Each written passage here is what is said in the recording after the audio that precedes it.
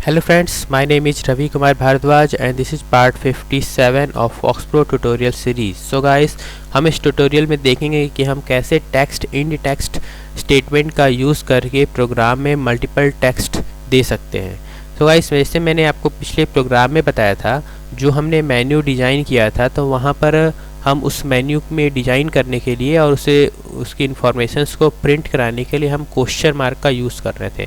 मैंने आपको पिछले ट्यूटोरियल में भी बताया था कि अगर हमें किसी भी प्रकार के इन्फॉर्मेशन को स्क्रीन पर प्रिंट करना होता है तो उसके लिए हम सिंगल क्वेश्चन मार्क या फिर डबल क्वेश्चन मार्क का यूज़ करते हैं। जब हम उसे सिंगल क्वेश्चन मार्क में लिखते हैं तो वो आउटपुट को नेक्स्ट रो में दिखाता है, और जब हम डबल क्वेश्चन मार्क में किसी लाइन को लिखते हैं तो वो आउटपुट को सेम रो पे दिखाता है। तो अगर हमें उस सिंगल क्वेश्चन मार्क या डबल क्वेश्चन मार्क का यूज़ करके इन्फॉर्मेशन को नहीं दिखाना है तो हम एक बहुत ही अच्छा और एक बहुत ही आसान टूल्स स्टेटमेंट यूज़ करते हैं जिसका नाम है टेक्स्ट इंड टेक्स्ट। तो टेक्स्ट इंड टेक्स्ट स्टेटमेंट की सहायता से भी हम इन्फॉर्मेशंस को स्क्रीन पर डिस्प्ले कर सकते हैं। इसका यूज हम अगर हमें मल्टीपल लाइंस या मल्टीपल रिकॉर्ड्स को या मल्टीपल डाटा को प्रिंट करना होता है तो उसके करने के लिए करते हैं। जैसे यहाँ पर आपको एक एग्जांपल दिखाया गया है, यहाँ पर एक EMP नाम के डेटाबेस को यूज़ कर रहे हैं, then set task off, then clear कर रहे हैं स्क्रीन को। उसके बाद आप देख रहे हैं यहाँ लिखा है टेक्स्ट और यहाँ लिखा है इंड टेक्स्ट, और टेक्स्ट और इंड टेक्स्ट के बीच में ये जो हम इन्फॉर्मेशंस को 5 इन्फॉर्मेशंस को प्रिंट करा रहे हैं तो इनके नाम के आगे में हमने क्वेश्चन मार्क नहीं लगाया है। क्यों? क्योंकि यहाँ पर ये टेक्स्ट और इंड टेक्स्ट स्टेटमेंट का यूज़ कर रहे हैं। तो इन दोनों स्टेटमेंट के बीच में जो भी हम कंटेंट लिखते हैं, इन्फॉर्मेशंस को लिखते हैं, वो उस इन्फॉर्मेशन को स्क्रीन पर डिस्प्ले करा देता है। तो उसके लिए हमको क्वेश्चन मार्क की ज़रूरत नहीं होती है। हम देखते हैं किसे कैसे प्रोग्राम में यूज़ कर सकते हैं। तो इसके लिए सबसे पहले हम यहाँ FoxPro को ओपन करेंगे। उसके बाद जैसे कि आप देख रहे हैं, मैंने आपको कुछ पिछले ट्यूटोरियल में ही बताया था इस प्रोग्राम के बारे में। तो आप यहाँ पर देखेंगे कि हम इस मेन्यू को डिज़ाइन करने के लिए सारे जगह क्वेश्चन मार्क का यूज़ किए हैं।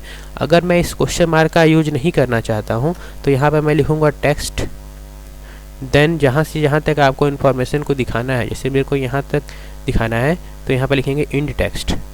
ये देन ये जो क्वेश्चन मार्क है हम इसको यहाँ से रिमूव कर देंगे, और इसे डबल इन्वर्टेड कॉमा का भी अब यहाँ कोई ज़रूरत नहीं है।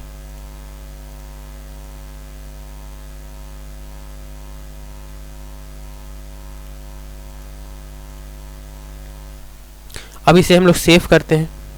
तो यहाँ भी